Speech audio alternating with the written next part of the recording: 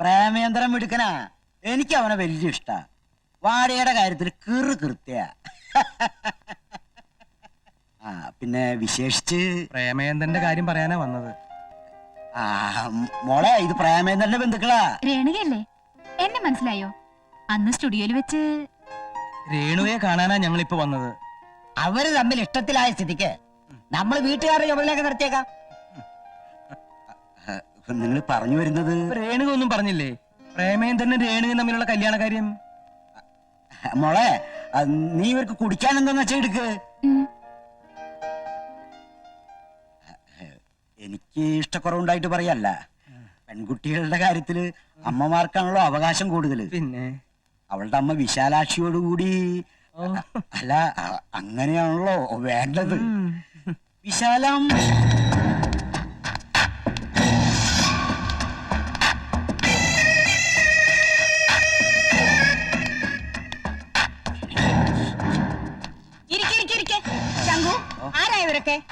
അതിന് പ്രേമേന്ദ്രന്റെ മുത്തശ്ശനും അളിയനൊക്കെയാ. ഓ, ആ ഫോട്ടോഗ്രാഫർ പ്രേമേന്ദ്രന്റെ. ആ, അറിയാ. എന്താ കാര്യം? പ്രേമേന്ദ്രന്റെ കല്യാണക്കാര്യം സംസാരിക്കാൻ വന്നതാ. പറയണം. പ്രേമേന്ദ്രന്റെ പെങ്ങൾ പ്രഭാവതിയുടെ കല്യാണക്കാര്യം നിശ്ചയിച്ചു. ഗുഡ്. രണ്ടുപേരുടെ ഒരുമിച്ച് നടത്തണമെന്നാ ഞങ്ങളുടെ താല്പര്യം. അതെ, ഒരുമിച്ച് നടത്തിയ ഒത്തിരി ലാഭാണ്. Very good. അപ്പോ എന്നത്തേക്കാ കല്യാണം? നമ്മളൊന്ന് ഫ്രീ ആണോ ശങ്കു? അല്ല, അത് കാര്യങ്ങളൊക്കെ പറയാനാണല്ലോ ഞങ്ങൾ ഇങ്ങോട്ട് വന്നത്. അത് ശരി. അപ്പൊ ഒന്നും തീരുമാനിക്കാതെയാണോ കല്യാണം ക്ഷണിക്കാൻ വന്നത്? ഞങ്ങൾ പറഞ്ഞു വരുന്നത് രേണുകയും പ്രേമേന്ദ്രനുമായിട്ടുള്ള കല്യാണക്കാരിയാണ്. കേട്ടോ ശങ്കു, കല്യാണം ആലോചിക്കാൻ വന്നാണെന്ന് നിങ്ങൾക്ക് എങ്ങനെ തോന്നി ഇവിടെ വന്ന് ഇത് ആലോചിക്കാൻ? ഡോക്ടേഴ്സ്, ബിസിനസ്സുകാര്, വക്കീലന്മാര്, ഇങ്ങനെ ഓരോരുത്തർ ആലോചന വന്നിട്ടേ ഞാൻ സമ്മതിച്ചിട്ടില്ല. പിന്നെയാണ് ഈ കല്യാണത്തിനും ചത്തടത്തും ഒക്കെ ക്യാമറയും തൂക്കിയിട്ട് നടക്കുന്നവൻ. പണത്തിന് ഇത്തിരി കുറവുള്ളൂ. അന്തസ്സിന്റെയും തറവാട്ടത്തിന്റെയും കാര്യത്തില് നിങ്ങളെക്കാൾ ഒത്തിരി മുന്നിലാ ഞങ്ങള്. തെക്കേടത്തുകാരെ അന്തസ് പഠിപ്പിക്കാൻ നീ ആരാടി? നാക്കിന്റെ കാര്യത്തില് നിങ്ങളെക്കാൾ നീളം എനിക്കാ, മറക്കണ്ട. നീ മിണ്ടാതിരി. നിങ്ങളുടെ മോളെ കെട്ടിയില്ലെങ്കിൽ തൂങ്ങിച്ചാവൂന്ന് പ്രേമേന്ദ്രൻ പറഞ്ഞിട്ടില്ല. അതുകൊണ്ട് ഞങ്ങൾ ഇറങ്ങണു. ശങ്കു, ഈ ആണുങ്ങൾക്കൊരു നെലിയും വിലയുണ്ട്. അത് നിങ്ങളായിട്ട് നശിപ്പിക്കരുതെന്നൊരു അപേക്ഷയുണ്ട്. വരട്ടെ അമ്മേ, വാ. ചായ കൊടുത്ത് സൽക്കരിക്കാൻ കണ്ട ആൾക്കാര്. നിന്റെ മനസ്സിൽ എന്തെങ്കിലും ഉണ്ടെങ്കിലേ അതങ്ങ് മറന്നേക്ക്. എന്റെ മോളെ, ഇതുപോലൊരു പൂതന നിന്റെ അമ്മയായിട്ടുള്ളപ്പോ എന്തിനാ പ്രേമേന്ദ്രനെ കയറി പ്രേമിച്ചത്? ഞങ്ങൾ ഇറങ്ങിയടി. കൂടുതൽ ഞെരിപിരി കൊള്ളാതെ അവിടെ അടങ്ങിയിരിക്കുന്നല്ലേ. നിന്നെ നോക്കിക്കൊണ്ട് നിൽക്കുന്നു. തിരിച്ചു വാക്ക് പറഞ്ഞൂടെ? ഓടിയാത്ത്. മോൻ ഇവിടുത്തെ ചെക്കനാ? അതെ. കല്യാണം കഴിച്ചതാണോ? ഇല്ല. ആ, എന്നാ മോന്റെ തള്ള ചത്തിട്ട് കല്യാണം കഴിച്ചാ മതി. നിന്റെ കെട്ടിയോൾക്ക് സ്വൈരം കിട്ടണമെങ്കിലേ ഒടുവിൽ നീ നിന്റെ തള്ളേനെ തട്ടേണ്ടി വരും. ഒന്നെങ്കിൽ പണവും പ്രതാപവും വേണം, അല്ലെങ്കിൽ കൂടെ കൊണ്ടു നടക്കാൻ ഒരാന ചന്തമെങ്കിലും വേണം. ഇത് ഒന്നും ഇല്ലാത്ത ഒരുത്തിനെ നിനക്ക് എങ്ങനെ കയറി പ്രേമിക്കാൻ തോന്നിയിടി? നമ്മുടെ സ്റ്റാറ്റസിനെ കുറിച്ച് വല്ല വിചാരമുണ്ടോ നിനക്ക്?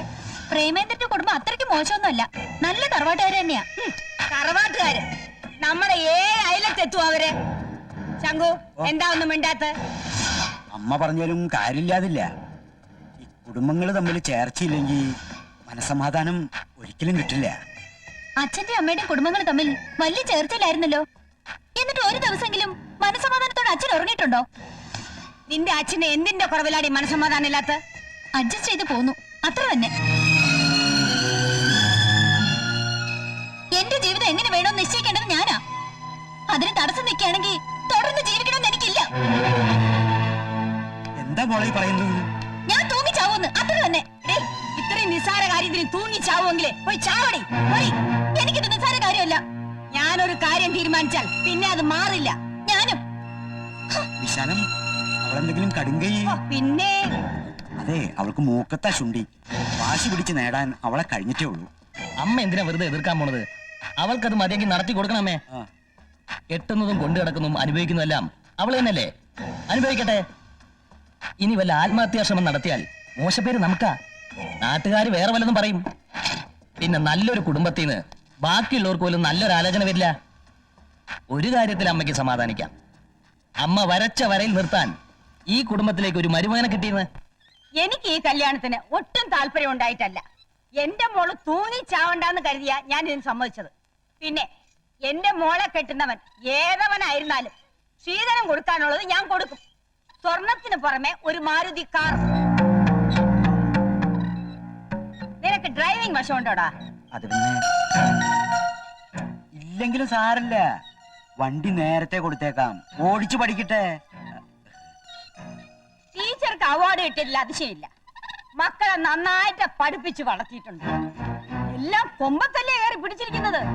ഒരുത്തി കോടീശ്വരനെ വളച്ചെടുത്തു, ഒരുത്തൻ കോടീശ്വരിയെ വളച്ചെടുത്തു. എന്തായാലും ശാരദ ടീച്ചറിന് കച്ചവടം ലാഭം. അപ്പോ മകൾക്ക് നിശ്ചയിച്ച മുഹൂർത്തത്തിൽ തന്നെ ഇതും നടക്കട്ടെ. ചങ്കോ ഓ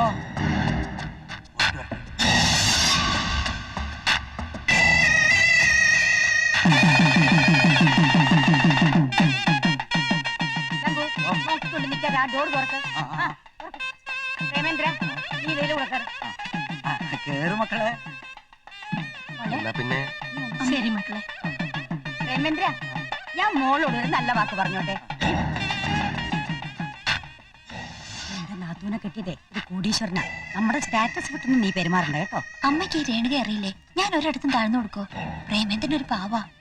എന്റെ ഇഷ്ടത്തിന് കൊണ്ടുനടക്കാൻ എനിക്കറിയാം. പിന്നെ അവിടെ നിനക്ക് എന്തെങ്കിലും കുറവ് തോന്നുന്നുണ്ടെങ്കിലേ നീ അവനെയും വിട്ട് നമ്മുടെ വീട്ടിലേക്ക് പോന്നേരാ. പറഞ്ഞതൊക്കെ ഓർമ്മയുണ്ടല്ലോ. കേറിക്കോ മോളെ. ദേ പ്രേമേന്ദ്രന്റെ വീട്ടുകാരെ പൊന്നോലെ നോക്കണം. വേണ്ടിക്ക്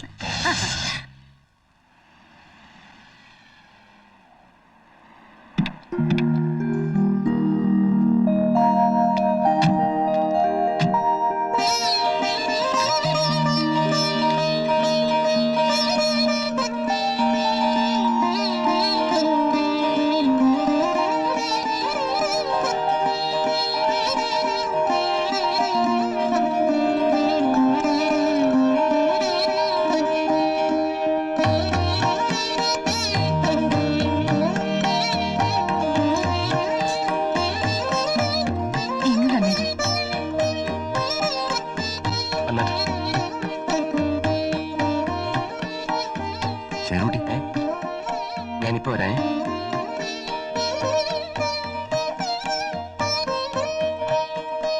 കൊച്ചമ്മേ,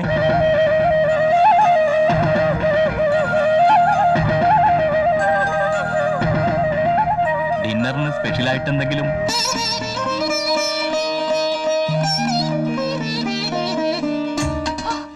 എന്തൊരു ചൂടാ ഇവിടെ. തെക്കേ മുറി എ സി ആണെന്നാ ഇവിടെ എല്ലാരും പറയാറ്. ഈ ജനലൊക്കെ തുറന്നിട്ടാ ഇവിടെ എന്ത് കാറ്റണെന്നറിയോ? പക്ഷേ ഇന്ന് തുറന്നിടാൻ പറ്റുമോ? എനിക്കിവിടെ എന്നിട്ട് ശ്വാസം മുട്ടുന്നു. ഈ ജനാലെല്ലാം അടച്ചു പൂട്ടിയിട്ട് എനിക്ക് ഉറങ്ങാൻ പറ്റുമല്ല.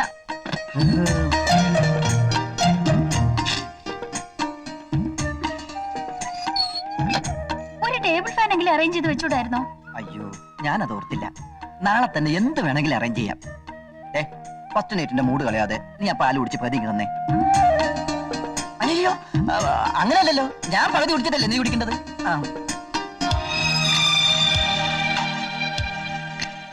ഈ ലോകത്തിലെ ഏറ്റവും വലിയ ഭാഗ്യവാൻ ഞാനായതുപോലൊരു തോന്നൽ. എന്നെ കെട്ടിയതുകൊണ്ടാണോ? തന്റെ വീട്ടിൽ കുറച്ചു ദിവസം കഴിയാൻ എനിക്ക് കൊതിയാവുകയാണോ? നമുക്ക് നാളെ തന്നെ അങ്ങോട്ട് പോയാലോ? ആ കൊച്ചു വീട്ടിലോ? ഇവിടെയാണെങ്കിൽ എന്തൊരു സൗകര്യ.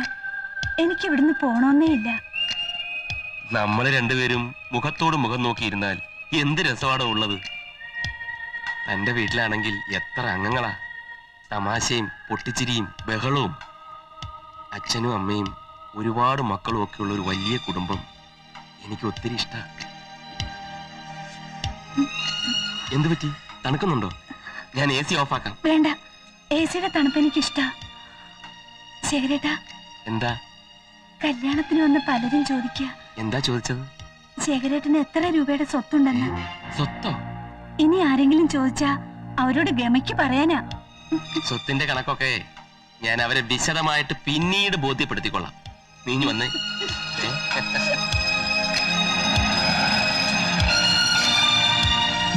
അമ്മേ, ചേച്ചി ശേഖരേട്ടൻ വന്നോ?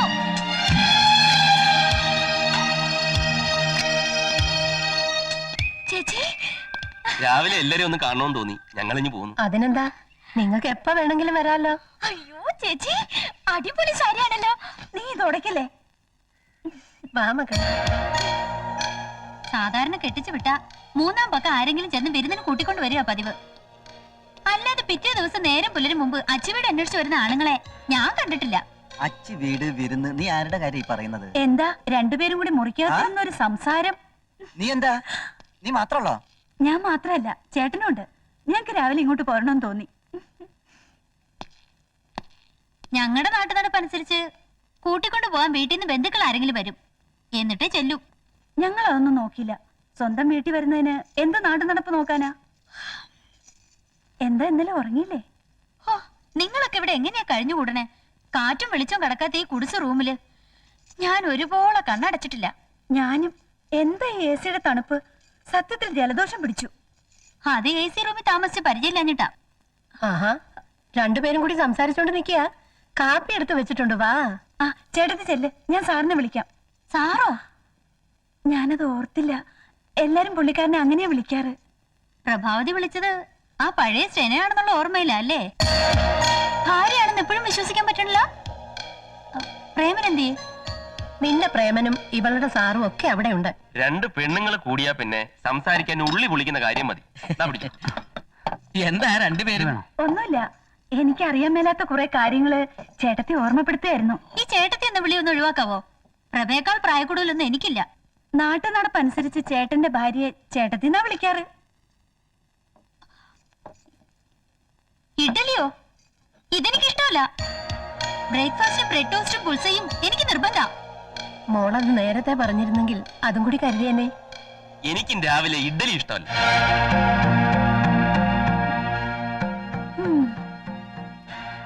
അമ്മേ, നല്ല പഴങ്കഞ്ഞി ഇരിപ്പുണ്ടോ? ഈ ചേട്ടന്റെ കാര്യം തമാശ. തമാശ ഒന്നും അല്ലടി. അമ്മഞ്ഞെടുത്ത് ഈ പഴങ്കഞ്ഞിയിലേക്ക് കുറച്ച് തൈരൊക്കെ ഒഴിച്ച് 2 കാന്താരി മുളക് എടുത്തിട്ട് ഞെരടി ഞെരടി കുറച്ച് അച്ചാറും ചമ്മന്തിയും കൂടെ കുഴച്ചങ്ങോട്ട് കഴിച്ചാലുണ്ടല്ലോ. ഓ, അത് കേട്ടപ്പോഴേ എന്റെ വായിന്ന് വെള്ളം ഊറും. എന്റെ ഈ ആരോഗ്യത്തിന്റെ രഹസ്യം അത് തന്നെയാ. നിനക്ക് മണേ കുറച്ച് കഴിച്ചോടി, നാണക്കേടൊന്നുമില്ല. പിന്നെ നമ്മളാരും അമേരിക്കയിലൊന്നും അല്ലല്ലോ ജനിച്ചു വളർന്നത്.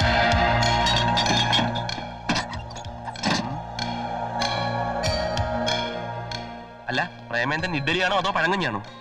ഞാനിപ്പോ വരാം. ആ, നീ കണ്ടോ, ചേട്ടത്തിക്ക് ഫീൽ ചെയ്തിട്ടുണ്ട്. ഓ, ആ പഴങ്കഞ്ഞി എത്തിയല്ലോ. ഇങ്ങോട്ട് വെച്ചോളൂ, ഇങ്ങോട്ട് വെച്ചോളൂ. ആ, എന്താ അവന്റെ ഒരു സ്റ്റൈല്. അയാളെ പഴങ്കഞ്ഞി കുടിച്ചിട്ടായിരിക്കും വളർന്നത്. ഞാൻ അങ്ങനെയല്ല, നല്ല ഭക്ഷണം കഴിച്ചു തന്നെയാ. നീ ഒന്ന് പതുക്കെ പറ. ദേ, എനിക്കാരും പേടിക്കേണ്ട കാര്യമില്ല. ആ പഴങ്കഞ്ഞി കൂടി എന്റെ പത്രാസ ഉണ്ട്. പ്രേമൻ എന്തിനാ ഓച്ചാനിച്ച് നിന്നത്? അയാളുടെ കാശ് കണ്ടിട്ടാ? അതിനേക്കാ പണം എന്റെ വീട്ടിലുണ്ട്. ഈ നിമിഷം ഞാൻ ഇവിടെ ഇറങ്ങേണ്ടതായിരുന്നു. കെട്ടിയതിന്റെ പിറ്റേന്ന് കെട്ടിയോള് പിണങ്ങിപ്പോയെന്ന് നാട്ടുകാരെ കൊണ്ട് പറയിപ്പിക്കേണ്ടെന്ന് കരുതിയിട്ടാ. ഓർക്കാഞ്ഞിട്ടല്ലമ്മേ, കല്യാണത്തിന് കാശ് കുറെ ചെലവായി, അമ്മ പാപ്പരടിച്ചിരിക്കണമെന്നൊക്കെ എനിക്കറിയാം. എന്നാലും അമ്മയുടെ കയ്യിൽ ഒരു 100 രൂപ കാണാതിരിക്കില്ല. കടായിട്ട് മതി, ഞാൻ തിരിച്ചു തരാവുന്നേ. നാണമില്ലേ നിനക്ക് കാശ് കടം ചോദിക്കാൻ? വട്ടച്ചില വെച്ചിട്ട് കൂടുന്നുണ്ട്. ആ, പെൻഷൻ കിട്ടട്ടെ, തരാം. എങ്കിൽ പിന്നെ വേറെ എവിടെയെങ്കിലും കിട്ടുമെന്ന് നോക്കാം. ശ്രമിക്കണം. 1-2 തവണ ജോലിക്ക് ശ്രമിച്ച് കിട്ടിയില്ലെന്ന് കരുതി നിരാശനാവരുത്. പരിശ്രമം ചെയ്യുകിൽ എന്തിനേയും കരസ്ഥമാക്കാൻ കഴിവുള്ളവണ്ണം ദീർഘങ്ങളാം കരങ്ങളെ നൽകി മനുഷ്യനെ പാരിലേക്ക് അയച്ചത് ഈശ്വരൻ. കേട്ടിട്ടില്ലേ? പല വാതിലുകൾ മുട്ടുമ്പോൾ ഏതെങ്കിലും ഒന്ന് തുറക്കാതിരിക്കില്ല. Try again. അത്യാവശ്യം വട്ടച്ചെലവിന് ഇത് കയ്യിലിരിക്കട്ടെ. ഏയ് വേണ്ട. അതിനെന്താ, എന്നെ ഒരു അന്യനായിട്ടാ കരുതിയത്? വെച്ചോളൂ. ഇന്ന് വരെ ചോദിക്കാതെ ആരും എനിക്കൊന്നും തന്നിട്ടില്ല. ഇതേവരെ ചോദിക്കാനോ കൊടുക്കാനോ എനിക്കാരും ഉണ്ടായിട്ടില്ലല്ലോ. പറ്റുമെങ്കിൽ എനിക്കൊരു ജോലി ശരിയാക്കി തരുമോ?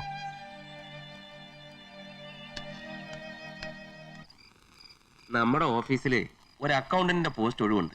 അത് ബാലേന്ദ്രന് കൊടുത്താലോ? ഏത് ബാലേന്ദ്രൻ? നിന്റെ ബ്രദർ. അത് ശരിയാവില്ല. എന്താ?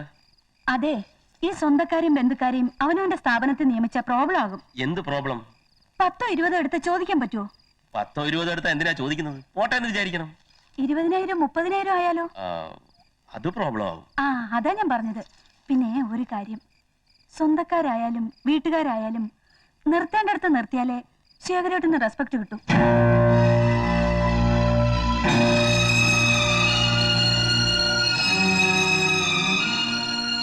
കൊച്ചു കൊച്ചു പിണക്കങ്ങൾ നമ്മൾ തമ്മിൽ ഉണ്ടാകാറുള്ളപ്പോഴൊക്കെ ഞാൻ കരുതി സ്നേഹക്കൂടുതൽ കൊണ്ടാണെന്ന്.